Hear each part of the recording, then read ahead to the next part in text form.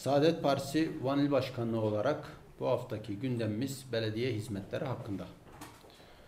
Kültür ve turizm kenti olan Van'ımızın bir büyük şehir olmasına rağmen en basit sorunları ve ihtiyaçları liyakatsız, kenti tanımayan kişilerin yönetimde olması nedeniyle giderilemiyor. En basitinden bu sorunlar arasında umumi tuvalet eksikliği hala devam ediyor.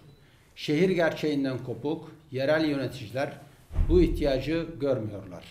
Hesap vermedikleri için de belediye kaynaklarını adeta har vurup harman savuruyorlar. Gündüz hareketli nüfusu 500 bine varan merkez ilçemiz İpek Yolu'nda özellikle kadınlar, çocuklu kadınlar, turistler, sağlık sorunu olan kadınlar tuvalet sorunu yaşamaktadır. Çarşıda alışverişe çıkan kadınların en büyük sorunu tuvalettir. Ayıptır, günahtır. Anlamsız, kentin kültürüne ve ticari hayatına israftan başka hiçbir katkısı olmayan, birilerine kazandıran sözde festival ve etkinlik gibi boş işlerin yerine belediyelerin şehrimizin farklı yerlerinde yer altına umumi tuvaletler yapması çok daha faydalı olacaktır. Kaldırım kenarlarını, orta refüjleri, kavşakları beton yığınına dönüştürmekten başka bir meziyeti olmayan, vizyonsuz yerel yönetim anlayışı, parkları saçma sapan çirkin kulübelerle doldurmuştur. Bu kulübelerin derhal kaldırılması gerekiyor. Yapanlar için de belediyeye zarara uğrattıkları için soruşturma açılarak zimmet çıkartılmalıdır. Şehrin birçok yerinde zamansız ve yanlış yapılan işlerin heba olduğunu son yıllarda defalarca şahit olduk. Vanlıların görüşü alınmadan yapılan bu işler hiçbir işe yaramamakta.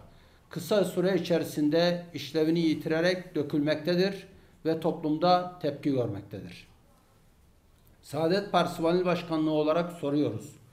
Belediyeler Vanlıların görüşünü almaktan niçin korkuyor? Projelerin ortak akıl ile yapılmasından niçin kaçınılıyor?